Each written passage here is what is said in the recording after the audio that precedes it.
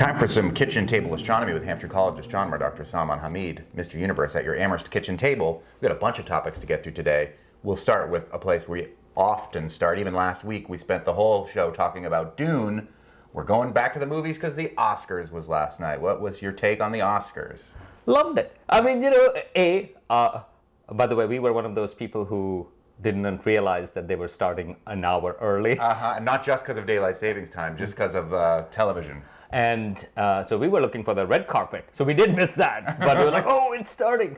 No, I thought they were fun. Actually, the jokes were actually funny, most of them. And for example, John Cena. Naked John Cena was funny. And I thought, and the movies that won, I mean, the year for the movies last year was amazing. And so watching these movies nominated, the best actor, actress, supporting actor, I mean, those were just such amazing roles that people had played. So it was a lot of fun. I felt like Lily Gladstone got robbed. I wanted her to win for Best Actor. She was great. Not that there was anything wrong with Emma Stone's performance. It was also great. A tough category. I wanted there to be a little bit of history made there, apart from just like Wes Anderson winning his first Oscar for the short feature, which was fun. Cute short feature. I like that one. And Emma Stone is amazing. Yeah. I mean, I think, anything that she is in, including a really weird recent TV show, if you want to go on a trip, you can see The Curse, which is very weird. So she is really good, but I completely agree. Like, Lily Gladstone's performance was incredible, much more subtle. Mm-hmm. Emma Stone's was like, high volume performance. I actually thought, and again, it wasn't expected to win, but Carey Mulligan in Maestro, I thought she was also really nice, subtle performances. So any of them would have been deserving. So and I really like the bit that where all the 5 previous winners came in to introduce, because that allowed sort of like all the actors who had been nominated to be recognized. I thought that was nice. And they were praised by other Oscar winners, and it was very touching. I was like surprised. Everybody, I was getting all emotional hearing them say these nice things about their career. I also have to say, I was not rooting for I'm Just Ken to win the Oscar. I was rooting for Billie Eilish, and she won. But the performance of I'm Just Ken, the whole time I was watching it, I was like, the Oscars is going to win an Emmy for Best Award Show, because this is such an amazing performance. Yeah, and that was so emotional. That's where I was so teary-eyed in there. I'll also shout out my friend and filmmaker, the guy who wrote and directed The Man Who Killed Hitler and Then the Bigfoot with Sam Elliott, filmed in Turner's Falls. We go over his house every Oscar night. They just had a new baby, him and his wife Jackie. Shout out to little Milo Fox. My son Enzo cleans all of our clocks about Oscar predictions. He got 19 out of 23 correct. Bob only got 17 out of 23 correct, and I only got 12. Yeah, no, I think that's, Enzo is actually doing a good job. And he wasn't even here. We had to submit in advance because he's in New Orleans right now, but yeah. I'm going to send him to Vegas for those kind of odds. All right, well, so those stars aside with the Oscars last night, it's also Ramadan, which is something that you grew up celebrating, or I don't think you call it, I guess, observing in Pakistan and beyond, and here in the United States. Right, so... and there's an astronomical element to Ramadan. Ramadan starts, or Ramzan, depends upon where you're from. It started today, or last night. That is tied to astronomy because it starts with the sighting of the new moon, or the new crescent. And I should use quotes because sighting. And so there is this issue, which happens with all religions in some sense, that when modernity comes in, or changes comes in technology, there is a debate about, well, how do you determine, for example, what does a new moon or the new starting of the new month means? And here in this case, there is a debate about whether you use calculations, which can tell you when the astronomical new moon is. An astronomical new moon is when you don't see the moon at all. Mm-hmm. It's like, and then so the crescent, which you see it's a symbol of Islam, and you see it on a lot of the flags of Muslim countries. Well, that is the new crescent. That's not astronomical new moon, but that's the moon that you can start seeing after the astronomical new moon. Mm-hmm. And the debate is whether you should see it, or somebody should see it with their naked eye or not. And that's another thing. Should you see it with a naked eye? Should you see it with a binocular, telescopes, up in the plane from the International Space Station, from the moon, right? So all of those questions, and of course from the moon, it really raises We're on the moon. Of course we can see the moon. really interesting interpretation issues. So that is a debate, sometimes very heated, and partly it depends upon how you look at it. For some, the fact that you will not know if it's based upon somebody seeing it, and actually it requires two people to actually see it, and and they say, hey, yeah, I really swear I saw that. Whether that, and that introduces a lot of uncertainty. And so starting of the Ramadan is still, okay, well, you're going to fast the next day or not, if you are fasting. But it gets a little bit more tricky for the end of Ramadan, which is the celebrations, Eid, because whether you are going to take the day off the next day or not, whether kids are taking off from school or not, and you cannot know, right? So because they have to wait till it's the fullest of full moons before you decide, or what? No, or the newest of the new newest moons, of new moons. the totally gone moon, and it has to be observed. Somebody has to see it, and so if so the moon, the days may be 29 or 30, so that's where it comes in. So if just it's take not 2 days off. If it's not on the 29th, then of course, 30th is fine. But the question is whether it's on the 29th or not for the lunar month, and so there is this excitement in that sense, and sometimes it's interesting from astronomical perspective. Of course, you can calculate astronomical new moon for tens of thousands of years. So the question is, why not use this? So some people do. Some people use, well, after the astronomical new moon, meaning to say when you don't see the moon at all, you can figure out about 14 to 15 hours after it, you can potentially see with the naked eye. So you can just use those calculations. Some people say, but that's not what was done in early Islam in the 6th and 7th century, and so you should not do that. And so there is a debate about that. I personally think these are some of the things that religions go through, things modify. A parallel would be there are a lot of things in other religions, including Orthodox Jews or Jewish traditions as well, in terms of use of technology and things like that, but people adapt. In Islam as well, there was a fascinating issue on the use of loudspeakers for prayers, because they thought that, well, it is being mediated, so it's not directly coming through you.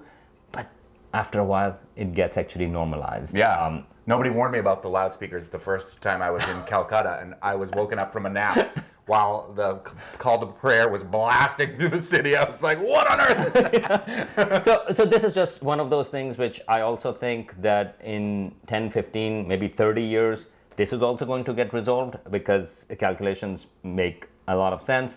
And but we are in it. And so as since I study science and society and these type of issues, how culture and society deals with these messy issues, it's fascinating. And just as an additional point to that, I just got an email this morning from somebody in California who was asking about the possibility of Saudi Arabia seeing the moon yesterday.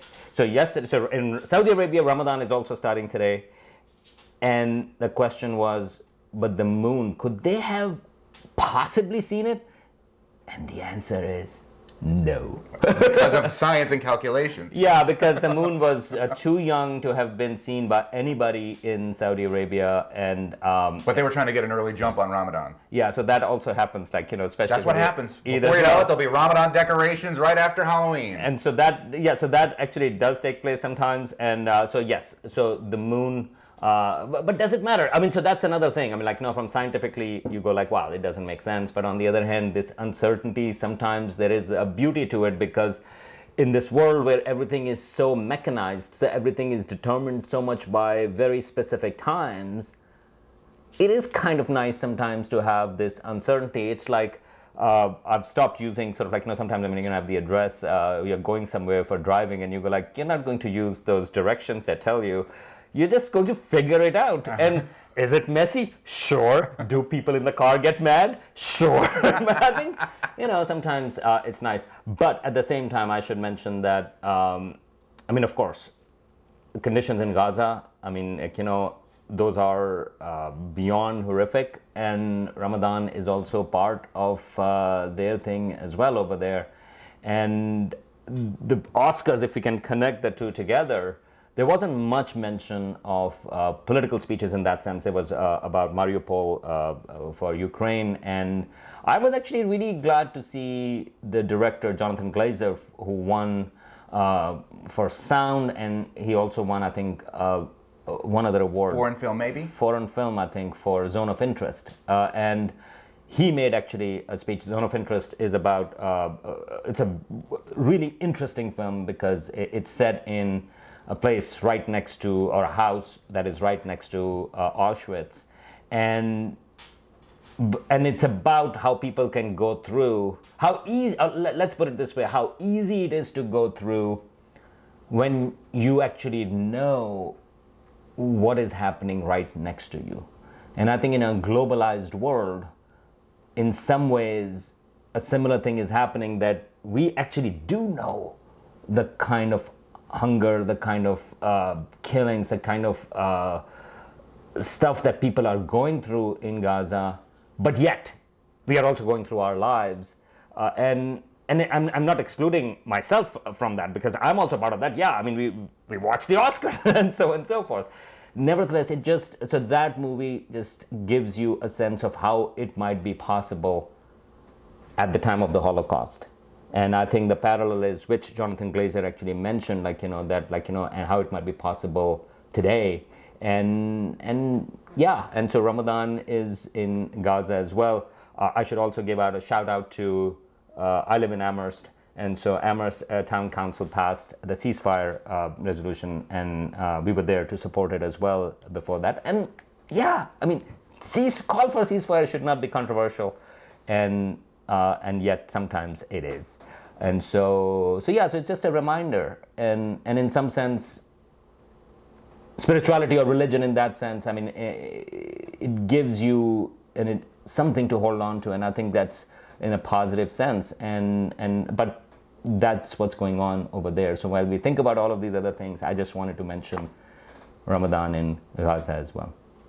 Should we do one little bit of actual astronomy before we say farewell? Yes, and it is connected to stars, because not the Oscar stars. Not the Oscar stars. Yeah, no, there is and again, we are talking a little bit about science. We're talking about for moon sighting and other things, and sometimes people think that, well, scientists don't know. One day they say one thing, one day they say another.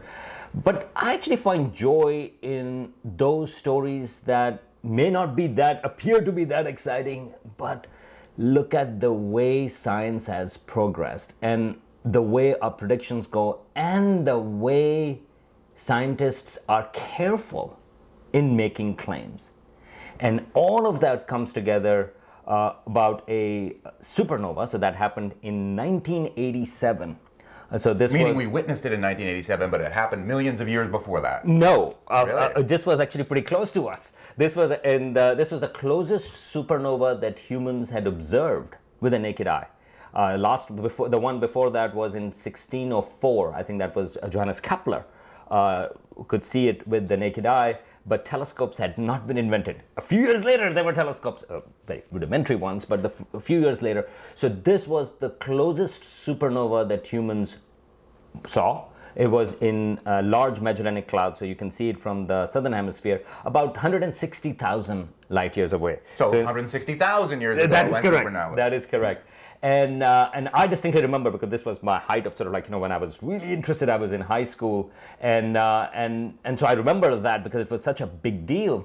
And I remember the small details as well, because the person who first saw that, because when a supernova happens, especially like this, you see a new star. Supernova, so nova means guest. And supernova is like really big guest, super guest. And you suddenly see a star appear, if you can see it with the naked eye, at a place where there wasn't a star. Because a star exploded, and for a brief period of time, for a few weeks to a month, it would outshine the entire galaxy, the brightness of billions of stars. And that's what happened in this particular case also. But I just remember when in 1987, when this supernova happened, he was a telescope operator, Ian Shelton, and he did not get a PhD. I think at the time he had masters. And the story, the mythology that went was like he was listening to Pink Floyd. We don't need no education, right? And that's when he went out, like, and he saw, he's like, hey, wait a minute, what's that? And that was supernova. So that was a lot of fun. Anyway, when a star goes supernova, so those are, our sun is never going to go supernova because it's not big enough. For stars that are 8 times or 10 times more massive than our sun and bigger, they die in this spectacular fashion, which is called supernova. If you are too big, 20 times more massive than the sun, then you are actually not left with anything in the middle. You're left with a black hole. I mean, you are left with something, but that you're left with a black hole. But between 10 and 20 times more massive than the sun, then when you are left with is a small little core, which is the size of a city, New York City or something like that. And that is called a neutron star. And we know that because there is this other spectacular supernova that pretty much everybody across the world had seen it in 1054. And that we know now is the Crab Nebula, which you can actually see, with a small telescope these days at nighttime as well. It's in the constellation of Taurus. And in the middle of it, there is this spinning neutron star, again, the size of a city, about 10 miles or so across. And it is spinning, the Crab one, 33 times per second. Wow. And its density, it's like, basically it's about even a teaspoon would be about 1 billion tons. So it's a very strange object, but that is what is left over because the density is so high that it is the density of the nucleus of an atom. Wow. And so it's amazing. So the question was, in 1987, we saw that there was a supernova, and astronomers have been closely looking at it for all this time, for 35, 36 years.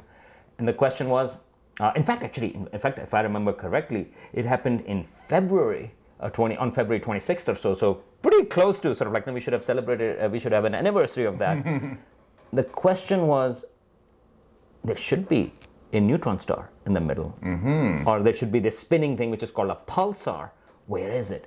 And up until now there had been some indications but no clear-cut proof or evidence of that. But they were like, but we are getting to it. All of the science says there are also these particles called neutrinos that came out of it when it happened, and there is a prediction that certainly tells you that it should be a neutron star in there, not a black hole, a neutron star. And the neutron star is there because all of the physics tells you. But where is it? So James Webb Space Telescope, it started working in July 2022. And one of the first targets it looked at was supernova 1987A.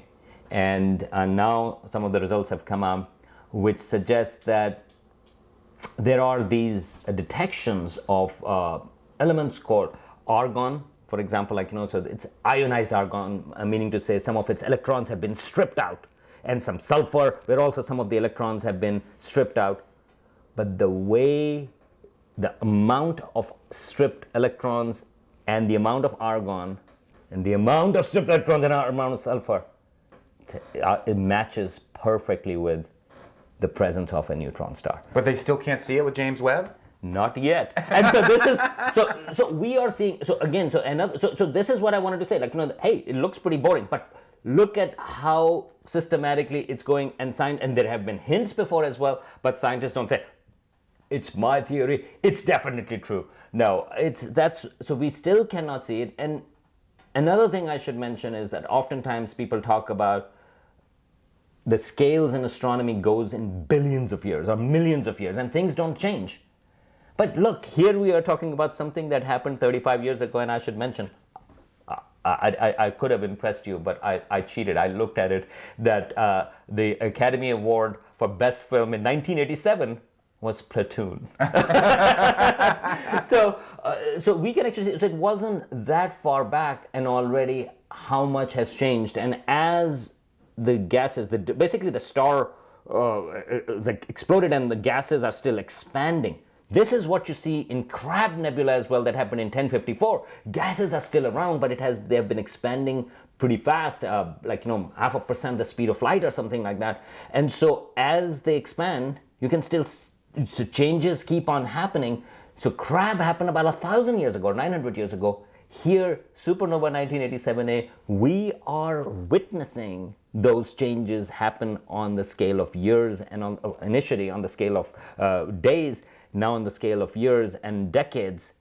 And hopefully, the reason why we cannot see the neutron star is because there is so much stuff in the middle, and James Webb Space Telescope can see through some of it, but still we cannot see that neutron star. We know it's there because the way its light, its radiation is actually taking out sort of like electrons from argon and from sulfur and stuff like that, but we are still not there yet. But it's such a cool prediction so again goes back to this thing, the way science works, that when people even guess that there's a systematic ways why we think that is the case. And the same thing goes, okay, and then when you find something, you have to be cautious of not overstating your results. Unlike, for example, some people claim about the comet being from an alien spacecraft and things like that. Some people make those kind of claims, and that is a contrast to this of what good science is. In some ways, this missing neutron star is like Lily Gladstone. Maybe we didn't know about her and her career until just this year because of Killers of the Flower Moon or her work on Reservation Dogs, even though she's been working in film and before, but she's at the beginning. We're gonna watch her star expand, and soon will shine and capture that elusive Oscar. And Reservoir Dogs, by the way, Reservation Dogs. Yeah. Reservoir Dogs is a great film too, but Reservation Dogs, which is an excellent series set on a Native American reservation, so that's also really good. Yeah, she's awesome in that too. And one last thing, if I can mention, I just brought this together from my childhood.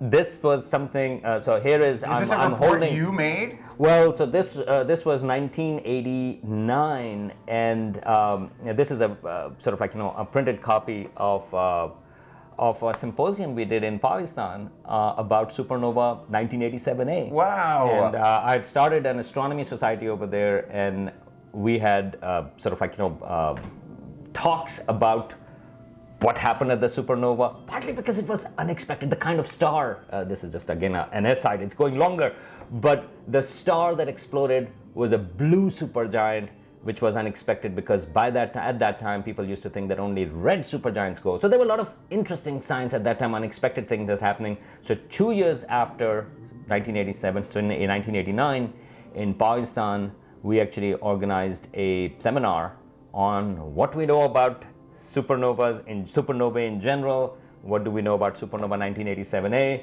and I was actually all of us, the people who actually wrote it and did that, we were all in high school, and a lot of fun. So I have very fond personal memories of this supernova.